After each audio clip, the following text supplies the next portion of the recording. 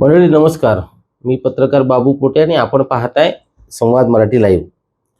खरं तर नगरपालिकेच्या निवडणुका 2 डिसेंबरला झाल्या आणि आज 19 डिसेंबर आहे. मोठा कालावधी. खरं तर 3 डिसेंबरला निकाल होणार होता आणि नवी आलेली म्हणजे जे काही कारभारी येणार होते नवीन, त्यांनी आपला कारभार सुद्धा सुरू केला असता. परंतु निवडणुकीच्या दिवशीच न्यायालयाने एक निकाल दिला आणि ज्या अन्य काही नगरपालिकांच्या निवडणुका उद्या होत आहेत, त्यामुळे त्या 20 नगरपालिकांच्या निवडणुका झाल्या की एकत्रित 21 डिसेंबरला निकाल व्हावा असा एक न्यायालयाने निकाल दिला आणि त्यामुळे सगळंच ठप्प झालं. उमेदवार सगळे रिलॅक्स झाले असं म्हणूयात आणि बरेच उमेदवार आपल्याला देवदर्शन करताना दिसतात. कोणी जेजुरीला गेले, कोणी पंढरपूरला गेले, कोणी तुळजापूरला गेले, कोणी अक्कलकोटला गेले, तर कोणी अजून उज्जैनला गेले, कोणी आणखी बऱ्याच ठिकाणी उमेदवार आपल्याला गेलेले पाहायला मिळतात. इतकं म्हणजे इतका जो काही वेळ मिळाला असा 2 आठवड्यांपेक्षा जास्त वेळ मिळाला, त्यामुळे सगळे उमेदवार रिलॅक्स आहेत. आणि आता आज शुक्रवार आहे, उद्याचा दिवस आहे आणि परवा रविवारी नगरपालिकांचे निकाल आपल्या समोर येतील आणि कारभारी कोण आहेत, कोण कारभार करणार आहे नगरपालिकेचा. कारण 8-9 वर्षानंतर खरं तर निवडणूक झाली, त्यामुळे सर्वांना उत्सुकता आहे की कारभारी कोण असतील.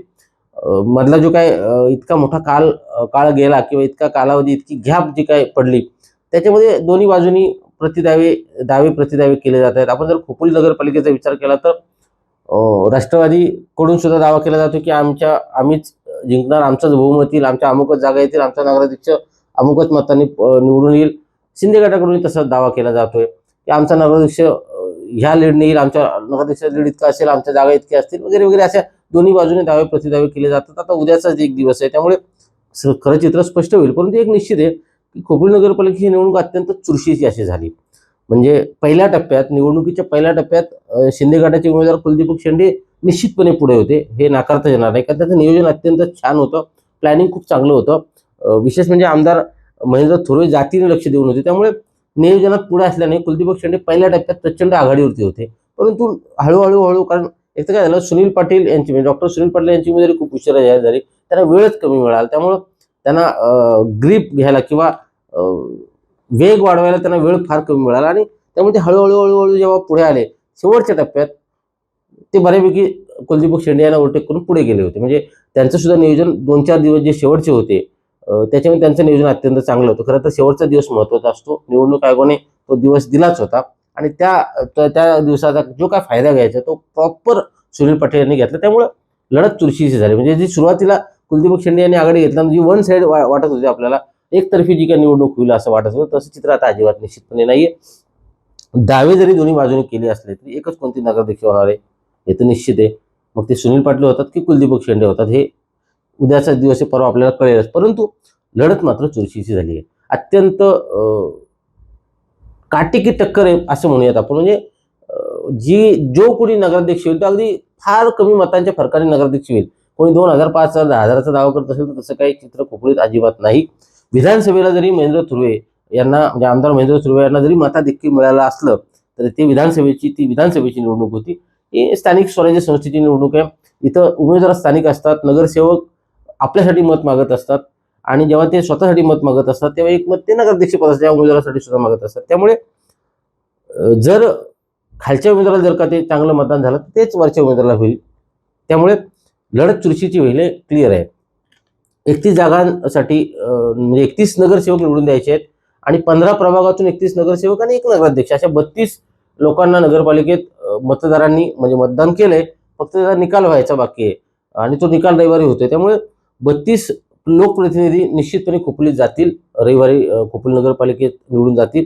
ते कोण असतील याची उत्सुकता जशी मला आहे तशी तुम्हालाही आहे. सगळ्याच खोपोलीकरांनी तालुक्याला आहे, संपूर्ण मतदारसंघाला आहे. कारण या खोपोलीत लढत जरी सुनील पाटील आणि कुलदीपक शेंडे यांच्यात झाली असली तरी प्रतिष्ठा मात्र सुधाकर घारे आणि महेंद्र थुर्वे यांची पणाला लागलेली आहे. म्हणजे आमदार असलेले महेंद्र थुर्वे खोपोलीत तळ ठोकून होते, तर जिल्हाध्यक्ष असलेले म्हणजे राष्ट्रवादीचे जिल्हाध्यक्ष असलेले सुधाकर घारे सुद्धा खोपोलीतच तळ ठोकून होते. दोघांचंही लक्ष खोपोली होतं. त्याला कारणच असं की खोपोली मोठं शहर आहे. म्हणजे आपल्या रायगड जिल्ह्यातल्या ज्या काय 10 नगरपालिकांच्या निवडणुका झाल्या त्यातली ब वर्गाची नगरपालिका आहे खोपोली आणि सगळ्यात मोठं शहर आहे हे. जागा सुद्धा 31 आहेत. ज्या अन्य नगरपालिका 23-21 जागांपुरत्या मर्यादित आहेत नगरसेवक पदाच्या, इथं मात्र 31 नगरसेवक आहेत. त्यामुळं मोठी नगरपालिका आहे. मतदारसंघातली सगळ्यात जास्त लोकसंख्या म्हणजे कर्जत खालापूर जो काही विधानसभेचा मतदारसंघ आहे त्याच्यामध्ये सगळ्यात जास्त लोकसंख्या असलेलं हे शहर आहे. त्यामुळे या शहरावर आपली सत्ता असली पाहिजे. मुंबई आणि पुण्याच्या मध्यवर्ती असलेलं शहर आहे. नवी मुंबईचं विमानतळ जे आंतरराष्ट्रीय विमानतळ आहे ते अगदी हाकेच्या अंतरावर आहे. इथून रेल्वे गेली, मुंबई पुणे जुना हायवे असेल, एक्सप्रेस वे असेल, असं सगळं मोठं आगामी काळात मोठे प्रोजेक्ट इथे येऊ शकतात. मोठे मोठे जे काही विकसक आहेत, बिल्डर आहेत ते येऊ शकतात. बऱ्याच गोष्टी होऊ शकतात. त्यामुळे खोपोली आपल्या ताब्यात असले पाहिजे. ह्या दृष्टीने ज्या राजकीय पक्षांनी ताकद लावली होती त्यामध्ये राष्ट्रवादी असेल, शिवसेनेची शिंदेची शिवसेना असेल, या दोन्ही पक्षांनी मोठी ताकद लावली होती. विधानसभेला महेंद्र थोरवे यांना 5,500 मताधिक्य खोपोलीकरांनी दिलं होतं. परंतु मी जसं मगाशी म्हणालो तसं ती निवडणूक वेगळी होती आणि ही निवडणूक वेगळी आहे. दोन वेगवेगळ्या गोष्टी आहेत. त्यामुळे ती मताधिक्य काय कायम राहिल्या नगरपालिकेच्या निवडणुकीत असं अजिबात नाही. अर्थात शिंदे गटाकडून 5,000 मतांनी कुलदीप शेंडे विजयी होतील असा दावा केला जातो. तशा प्रकारच्या चर्चा आहेत. परंतु तसं काही होईल असं चित्र अजिबात नाही. कारण त्यावेळेस जी महेंद्र थोरवेंना मतं मिळाली होती ती तो विषयच वेगळा होता. निवडणूक वेगळी होती आणि आता वेगळी निवडणूक आहे. आता जेव्हा कुलदीप शेंडे आणि सुनील पाटील यांना कम्पेअर केलं जाईल, दोघांना समोरासमोर ठेवलं जाईल, तेव्हा खोपोलीकरांना जे योग्य उमेदवार वाटेल त्यालाच ती मतं देतील. ते का महेंद्र थोरवेंना बघून किंवा सुधाकर घराण्यांना देऊन मतं दिली जातील असं नाही. किंवा अजित पवारांची सभा झाली, अजित पवारांना बघून किंवा एकनाथ शिंदेचा उमेदवार म्हणून कुलदीप शेंडे यांना असं मतदान होणार नाही. कुलदीप शेंडे आणि सुनील पाटील यांनाच खोपोलीकर मतदान देतील आणि त्यामुळे ही जी निवडणूक आहे निश्चितपणे चुरशीची झाली आहे. साधारण 31 जागा आहेत.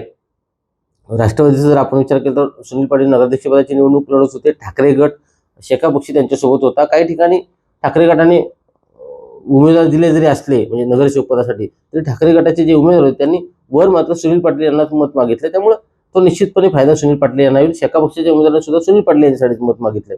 ज्या 10 नंबर प्रभागाचं प्रतिनिधित्व सुनील पाटील गेले काही दिवस करतायत ते तो मोठा प्रभाग आहे आणि असं बोललं जाते की तिथं वन साईड मतदान सुनील पाटील यांना झालं असा अर्थात होत नाही. तो कार्यकर्त्यांकडून तसं बोललं जातं. त्यामुळं 1 पासून 15 जे प्रभाग आहेत त्यामध्ये कशा प्रकारची आघाडी घेतली जाते. खरं तर राष्ट्रवादीची ताकद हायवेच्या पलीकडे म्हणजे 12, 13, 14, 15 जे काही वार्ड आहेत 11 असेल ह्या वार्डांच्या मध्ये फार ताकद राष्ट्रवादीची मागच्या काही काळात नव्हती. परंतु यावेळी बऱ्यापैकी त्यांना उमेदवार मिळाले होते आणि जे उमेदवार दिले होते राष्ट्रवादीने ते बऱ्यापैकी मतं घेणारे होते. त्यामुळं राष्ट्रवादीला हायवेच्या पलीकडे सुद्धा नगरसेवक निवडून आणण्याची आशा आहे, निवडून येतील अशी अपेक्षा आहे. आणि जर नगरसेवकांना जर का म्हणजे नगरसेवक पदासाठी जे उमेदवार आहेत त्यांना जर मतं मिळाली तर तीच मतं वर सुनील पाटील यांना सुद्धा मिळेल. त्यामुळं सुनील पाटील सुद्धा स्ट्रॉंगपणे ह्या लढतीला या निवडणुकीला सामोरे गेले. त्यांनी स्ट्रॉंगपणे ही निवडणूक ते लढलेत. दुसरीकडे कुलदीप शेंडे यांची सुद्धा बाजू तशीच आहे. शिवसेनेचं चांगलं संघटन खोपोलीत आहे. कुलदीप शेंडे एक सोबर चांगला चेहरा आहे. त्यामुळं दोघांमध्ये स्ट्रॉंग जी काही लढाई आहे अगदी काटेकी टक्कर आहे असं म्हणूयात आपण ती निश्चितपणे झाली. आणि त्यामुळे कोण नगराध्यक्ष होईल गेली काही दिवस ज्या चर्चा बिर्चा ज्या काही सुरू आहेत नाक्यावर सुरू आहेत.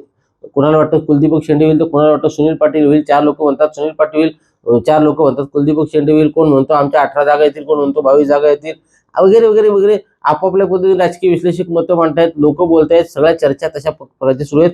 या सगळ्यांना पूर्णविराम रविवारी मिळणार आहे. कारण रविवारी मतमोजणी होती. 2 डिसेंबरला निवडणूक झाल्यानंतर खरं तर 3 तारखेला मतमोजणी होणार होती. परंतु न्यायालयाच्या निर्णयामुळे इतका विलंब लागला. प्रशासनाला ज्या काय मतदान पेट्या आहेत त्या सांभाळून ठेवाव्या लागल्या आणि खरं तर कसरतच होती. परंतु त्या ठेवल्यात आणि खुल्या सिमसिमप्रमाणे ते परवा उघडणार आहेत आणि खोपोलीचा कारभारी कोण असेल हे निश्चितपणे ठरेल.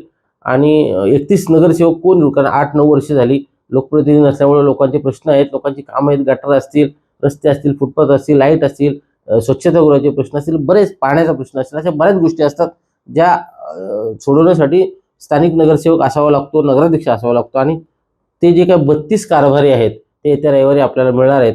त्यामुळं ते कारभारी कोण असणार आहेत, डॉक्टर सुनील पाटील नगराध्यक्ष होतात की कुलदीप शेंडे नगराध्यक्ष होतात याची उत्सुकता आपल्या सगळ्यांनाच आहे. काहीच तास राहिलेत, काही तासानंतर हे चित्र क्लिअर होईल आणि खोपोलीचा कारभारी कोण हे आपल्या समोर येईलच. तोपर्यंत आणखी आपण थोडासा धीर धरूयात आणि जसे मागचे काही दिवस गेले तसेच आधी उरलेले काही तास म्हणजे आता हा व्हिडिओ तुमच्या हातात पडेल तेव्हा आता साधारण 8:30 वाजलेत आणि व्हिडिओ पडेल तर 10-10:30 वाजलेले असेल.